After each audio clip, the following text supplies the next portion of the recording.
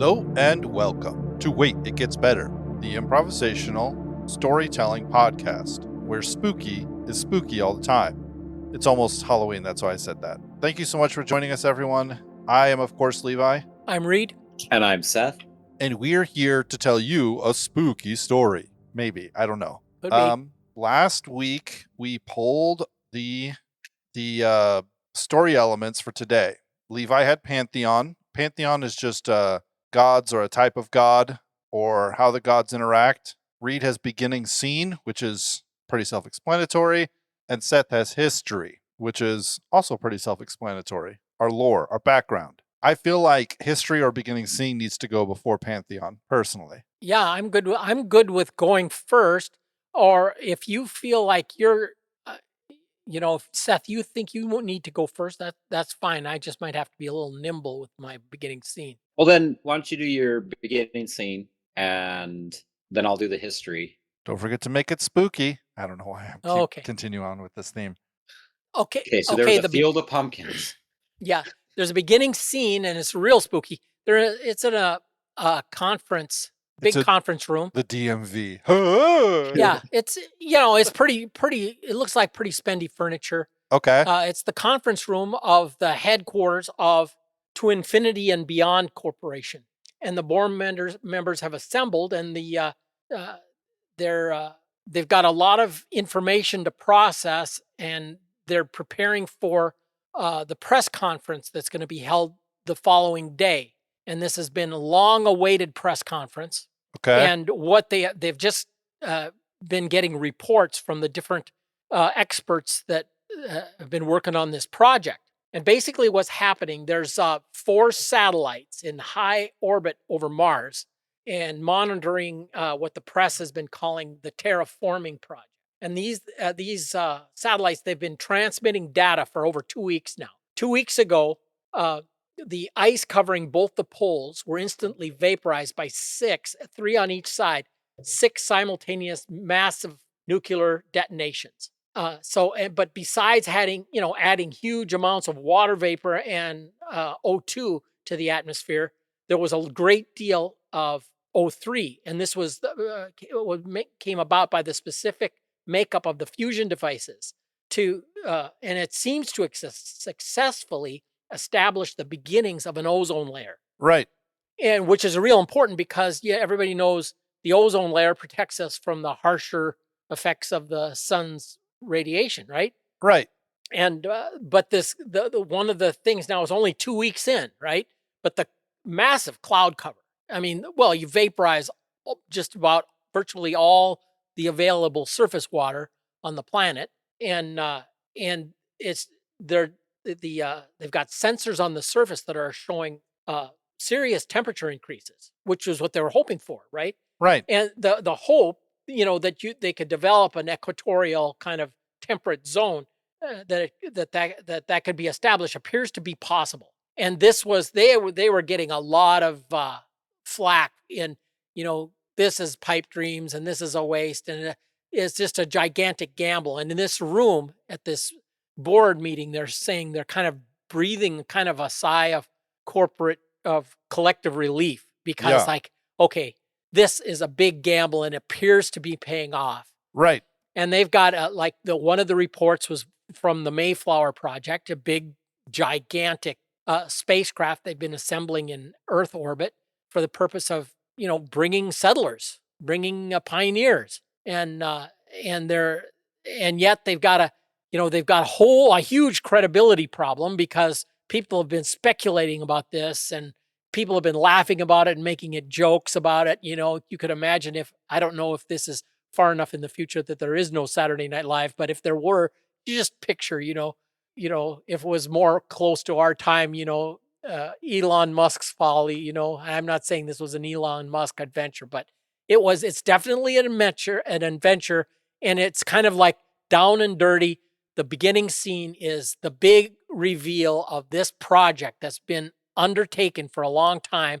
And yes, it looks like it could actually happen. So that's the beginning scene. So the nukes have gone off and enough water vapor and things have been released that it's like this could actually work. Yeah, that's what it's 2 weeks in, but the sensor, the data getting from the surface is much more promising than they hoped. Yeah. They were figuring that this might be a long process, and then have back to the drawing board. Well, this was a good start, but what more are we going to have to do? And this was a lot more promising than anybody expected. And one of the guys on the scientific team said to this the guy that uh, calculated what elements to include in the devices, to create ozone. He said, "What are you, some kind of wizard?" That was one of the comments, that there's when science overlaps with luck kind of thing. Cool. Cool. Okay, so this will add an interesting twist. But the history up to this point, as far as taking it like world history, they haven't quite gotten, let's say, to all the stars. But the most recent kind of endeavor that has kind of gone on, backdropping this, has been one of the world superpowers, or maybe even just kind of like what would they call that? Like is that actually what a black horse would be? Something that, like, somewhere that no one would exactly expect, but it kind of comes out on top. Yeah, the dark horse you're talking about? The Yeah. dark horse So, phenomena? and this would be, let's say, the events of the last, literally like 10 years, right? Um, a kind of, some country or power, through some kind of, slick political moves, or Right. like blitzkrieg kind of quick, fast, efficient, endeavors, pretty much in a few years took over, most of the, known world, or the, most of the developed nations, basically consolidated power. So we're talking, this is something like, out of nowhere, let's say Portugal, right? Um, all of a sudden hits the scene, annexes Spain, makes some claim, you know, whatever, takes over the Right. British government, has like pulls something where then like whatever, has a quick skirmish in France, and it's like, okay, well, it's like and it just quickly, within a matter of like a couple of years, before, any of the, let's say, higher powers of this nature can respond in any way, because it's, again, coming out of like nowhere. I don't know if you guys have a better idea for what, like, black horse country. No, Portugal is fine. I mean, That sounds great. It's like, I thought Portugal, because it's like, oh, it's like, yeah, everyone knows what Portugal is, but like, Spain's its bigger brother that's kind of always been, whatever. But anyway, so let's just say, Portugal has basically kind of quick succession, either through political maneuvers and, quick blitzkrieg, middle of the night, bam, bam, bam, no one saw it coming. And, like, they're in charge of Germany and, Russia in one night, right? And it's like no one saw it coming, but they pulled it off. And it's like whatever it was, they've been right. And so they've basically taken dominating control over like all of like the first and second world countries, right? And how, and kind of then held sway into these other things, but a very quick succession. So you almost had quite literally a one world government, right? what Centralized happened in under like the course of a couple of months or a couple of years? Quickly, whatever it is, a quick Okay. succession where it came out of nowhere, and it, so maybe it took a couple years where it was like, oh, we didn't see that coming, and then it like, oh, okay, settles down and something, and then all of a sudden, you'll wake up the next morning, it's like, oh man, it's like, so Right. within Right. like a quick succession. So maybe being, we're kind of going in like a modern age, maybe it was in the matter of a couple months, faster than, it's like just kind of hit the world stage, consolidated power. And it's not like it wasn't tyrannical necessarily, right? They brought in a lot of sweeping reforms. I would say like maybe something where it's like, okay, if we're hitting the space race, you know, Russia and the United States can't be fighting, force their scientists, their, space teams get together, and you're either in on this or you're out, right? If you're not Right. helping this Right. along, you're out, right? And so that kind of, Yeah. I would say, what builds us up to where we're at today, where it's like, kind of like that idea. If we're going to reach the stars, then, right, we need like a world hegemony. Would that be the right word? Yeah, for sure. I'm seeing like, where you have like the world, quote unquote, the world democracies get more and more just bogged down with bureaucracy, and everything becomes less and less efficient, and there's greater and greater desire to have just somebody kind of in charge of making things work. Yeah. And so and Right. so that there was probably like maybe an economic downturn where people are, or I could see a scenario where this wouldn't be too far-fetched. No, and right. Okay, so here's the a, second. Okay, sorry, go ahead, Levi. if a lot of the a lot of the first world countries were, think about like, so if one larger country gets taken over, all of a sudden a bunch of countries around it are going to be like, oh yeah, we'll go with you. And that kind of like snowballing Right. can cause things to happen quickly, I would say kind of how something like that might have happened is whatever, because if we're going with Portugal, right, this is what's coming to mind, is, Portugal kind of makes the moves, annexes Spain, but then with like their immediate rise to power, right, in the Americas, like Spain and Portugal split South America up, right?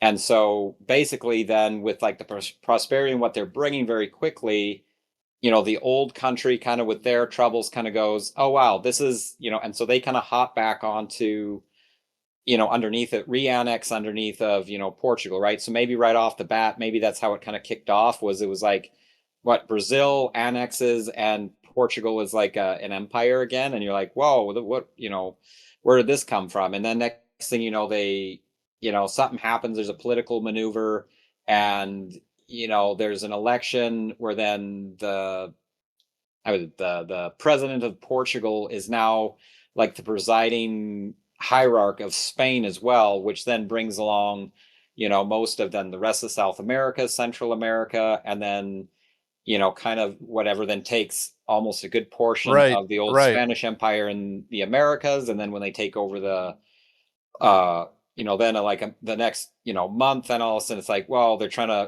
what are we going to do about this? And then it's like, oh, this thing, the British monarch died. Oh, and then we find out that the actual legitimate heir is the guy that was elected in Portugal. So now he's got, the United Kingdom. So then that pulls, a more hegemony over like Australia, Canada. Right. And so within a matter of a couple of weeks, it just rolls out, right? And it just kind of, that's what happens. And it's not like tanks in the streets. It's not like tanks in the streets you're talking. It's like political maneuvering and, because like America would be pretty fast on the ball to be like, no. Yeah.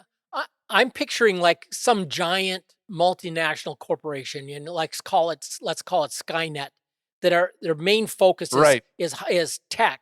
And they had settled and established their headquarters in Portugal because of really sweet tax things. Like, here we can operate free of a lot of regulation and a lot of red tape that's been bogging down the traditional, economic powers like America and the European Union and China. Yeah. And so I'm seeing this as a kind of a thing where one of the facilitations is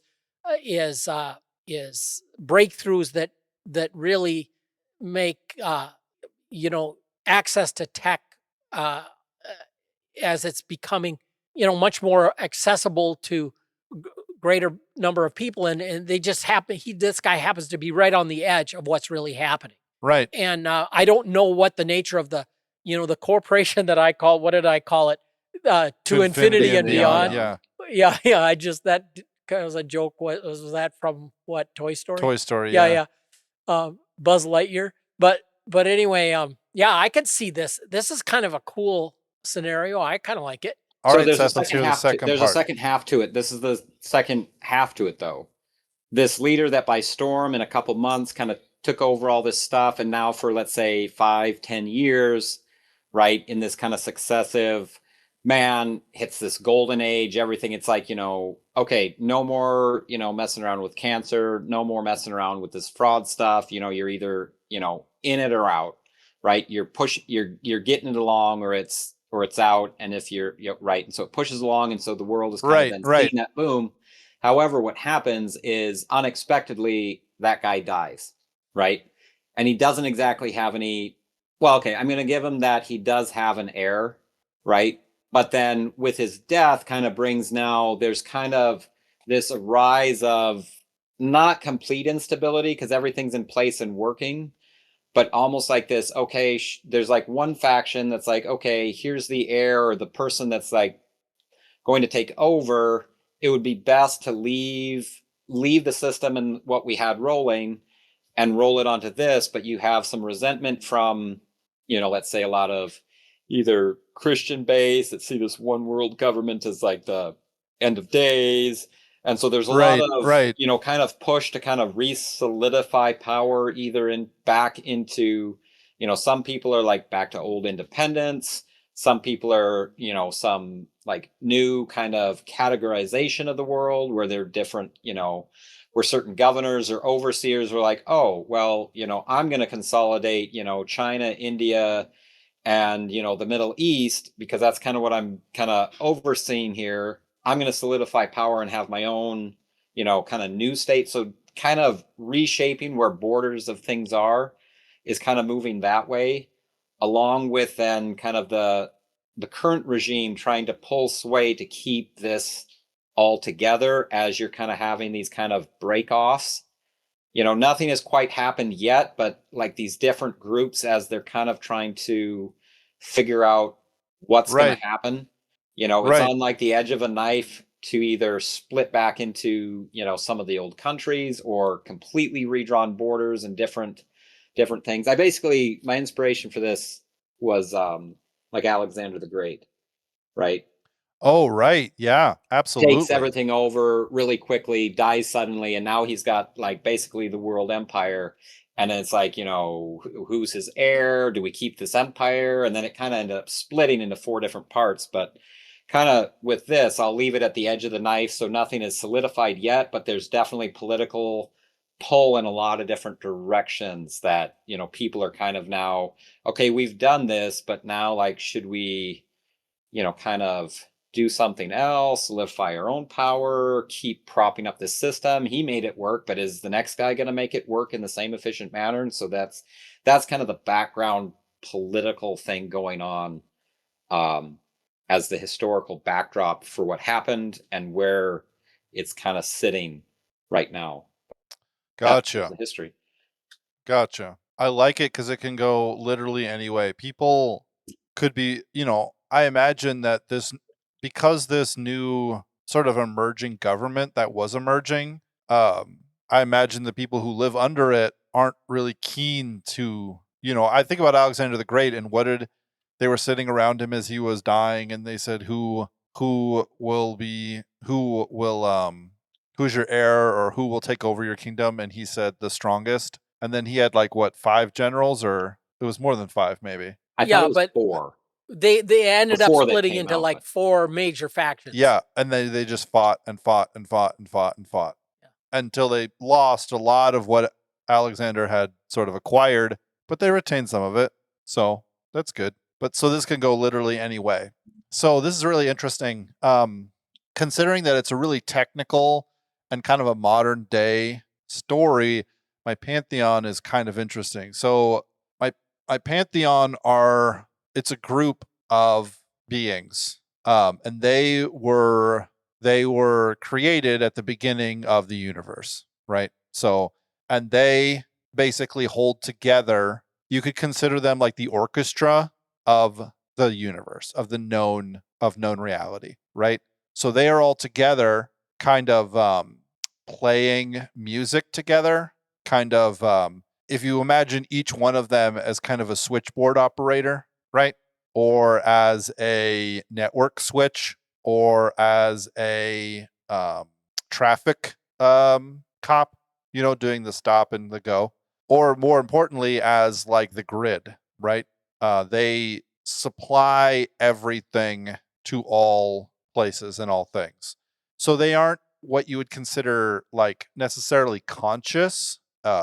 And at some point in time in the past, all of this world, Earth is this universe, this solar system around Sol, around our sun, is the prime universe. And there were, there's 9 planets, and there were 9 chief gods, right? Sort of 9 chief administrators, and each one of them had a planet that they kind of grew up in, that they kind of were the gardeners, if you will. They were the stewards of the garden of those planets. At some point in time, one of the chief executives kind of decided that he would prefer it if everyone sort of conformed to his method, right? And his name was and is Mars.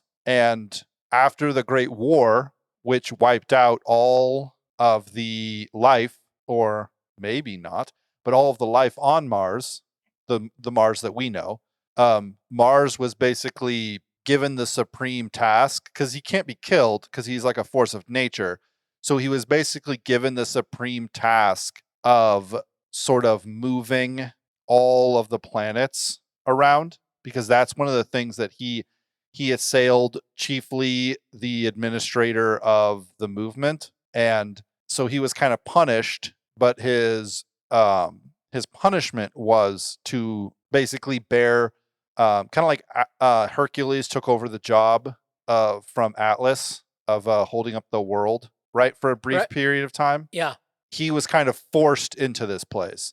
So since they can't be killed, it wasn't like you're dead, and it wasn't like, you're right, I feel bad, I'm going to take over his job. It was more like he recognized when he was defeated. Now, these gods used to act much more personally in people's lives. We have mythos about the gods, right? We have mythos about them coming to the earth. We have mythos about them taking people to other places, Elysium, Sheol, heaven, whatever. We have all these mythos about these places that they have taken them. But what people have stopped doing is people have stopped calling on the name of these gods. And that is how you get their attention.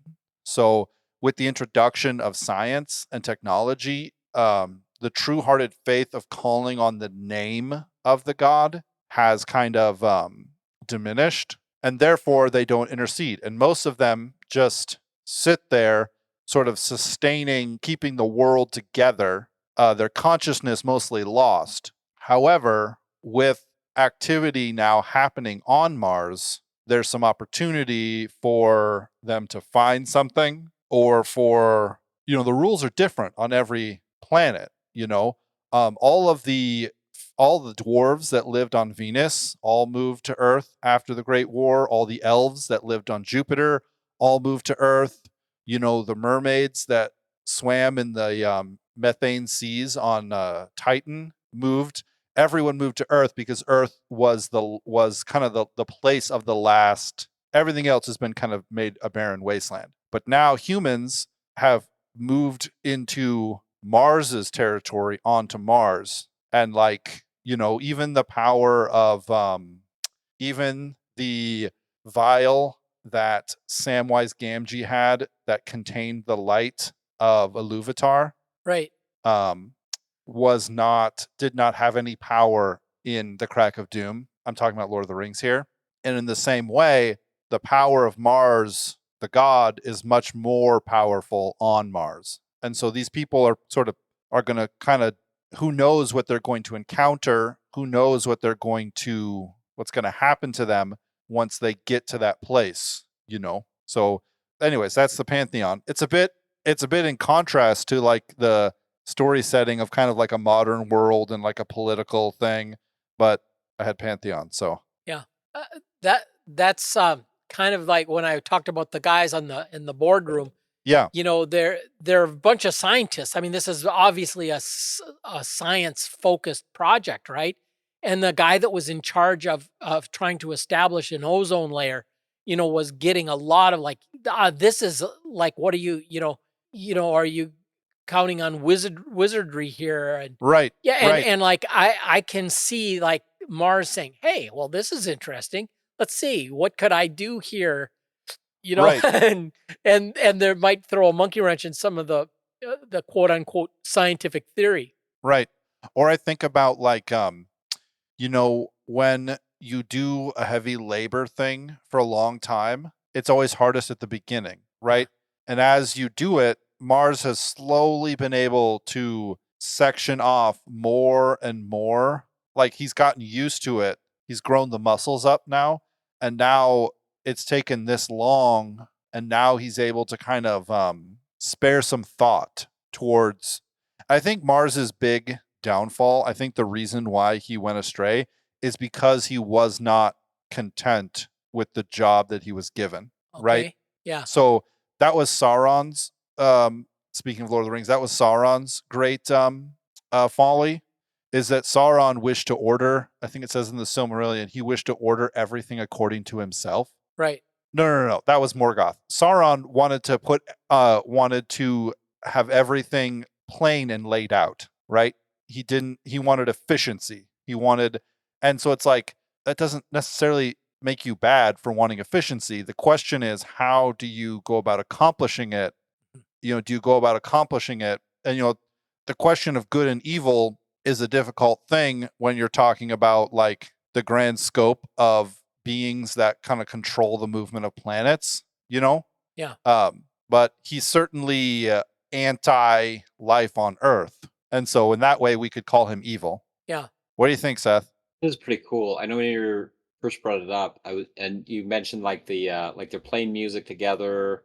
It made me think of the this Lewis Space Trilogy thing where you had like that other thing. But anyways, I stray from what I was trying to get at. But then you had my mind wandered to they're playing music, but they're like kind of like running a switchboard that's like putting everything in order and operating things. Yeah.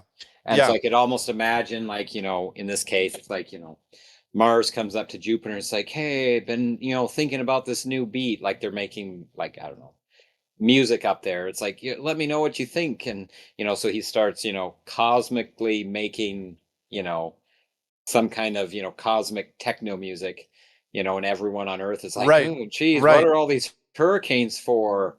And then it's like some weird season, and then Jupiter's like, yeah, I didn't really like, the backwards progressive beat of that. It kind of, I don't know. It's like, well, I thought I'd try it. And then it's like, well, what was this weird, Well, I mean, I don't mean to be such a copycat, but like this is exactly in the Silmarillion. Like, Reed, have you read the Silmarillion? Yes. Seth, have you read the Silmarillion?